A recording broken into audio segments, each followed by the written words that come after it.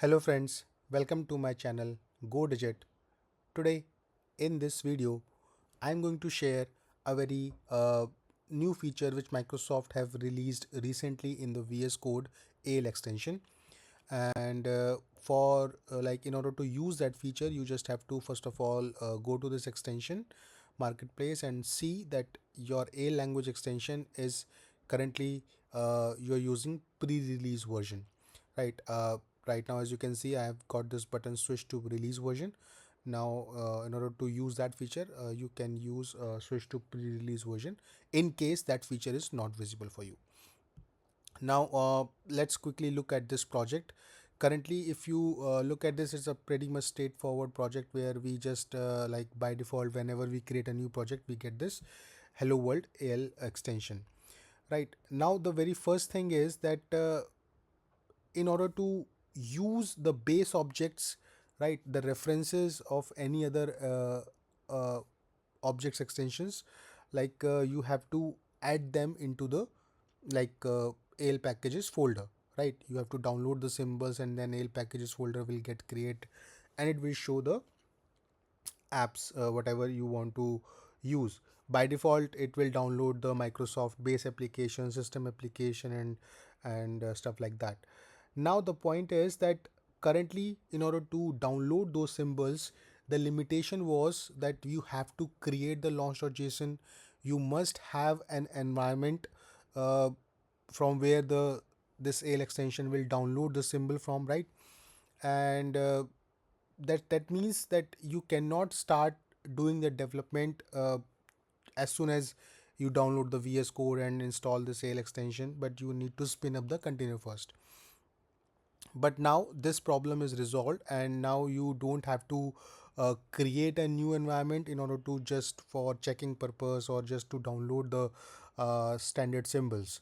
So for that Microsoft have released this one of the feature called download symbol from global sources. So just like we download the symbol, we use this function to download the symbol from our environment. Now we can use this feature, which what it will do, it will basically go to the Microsoft public NuGet feeds, and in those feeds it will like fetch the required symbols like the base app version, system application version, or application version, whatever version you will define in your app.json. So for example, currently application is defined as 27.0 and I don't have the AL package folder. So if I run this function, what it will do, it will download the 27.0 version for me, right? And it will use the standard W1 version symbols. So you can see right now from here, it has already downloaded the symbols for me, and believe me, it is not something which is this system is fetching from my current environment. Okay, so now you can see successfully download the symbol from the global sources. So it's just simply downloading from the public NuGet feeds of the Microsoft. Now the point is, the main advantage of this feature is that you are not limited to this particular version only, 27, which is the current stable version. However, if you want, so for example, let me delete this, and what I will do now, I'll change this to 26, right? And let me save this.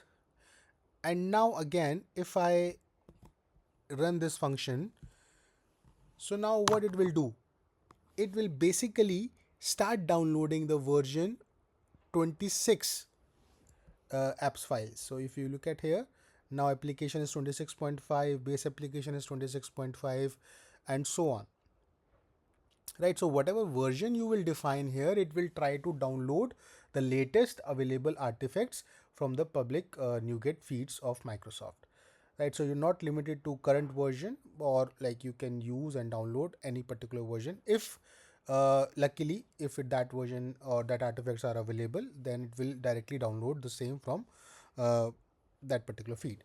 Now another important thing or another advantage is that now not only W1, so by default is downloading W1, but in the settings.json, if you go, it's just like this settings.json is applicable for my current project only, but you can define it at the user level or at the workspace level But now let me show you.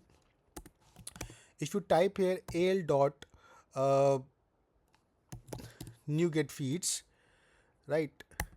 So first of all, here this setting is providing the feature where you can define your own NuGet feeds, custom NuGet feeds. It's like if in case you also have established or you also have downloaded or move your certain artifacts at a particular NuGet feed, then you can pass the reference, the URL of those feeds from where system will download the required artifacts.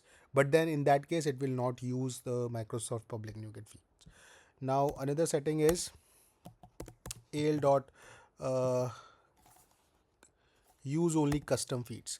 So you can see here it has only two values, false or true, which means that if it is defined as false, then that means you are telling the system to not go with the defined custom feeds. If you put it true, then it will search for the values, a URL defined here, and try to download the symbols from there. Another setting which is you can define here is symbols country region. So this is what of the main one of the main advantage which I see using this feature is that currently you can see that by default it is downloading the symbol for W1. Now since the major problem occurs when you are working on any particular localization, right? Maybe US, Australia, India, or any particular thing you want to develop your extension, you want to do the compilation and stuff like that for those localization, then you need to spin up a container for that particular localization and then download the symbols. However, now it is very easy. You just define the particular localization here. For example, I'm interested in US localization, so I can now define here, and what it will do, let me save this. And now if I run this function again, so you will see that it will start downloading the symbols for US version for me, right? You can see localized symbols for country region US is selected, which means now it is not W1 but US localization. And I don't have any US container at the moment because I don't have any launch edition, or I can delete the same also if you think still this feature will work, right? So there is no reference of as such environment is needed in order to download the Microsoft symbols now using this feature. So that's a very cool feature now, and I think it will be very helpful in certain scenarios where you quickly want to do the compilation or checking or do the some quick development for testing purposes. It will be very easy for you rather than depending on spinning up a new container, which will take definitely half an hour, 15 minutes, 1 hour, whatever it is. Okay, so that's it in today's video. I hope you like it. In case you like it, please hit the like button and please subscribe to my channel. Thank you so much for watching this.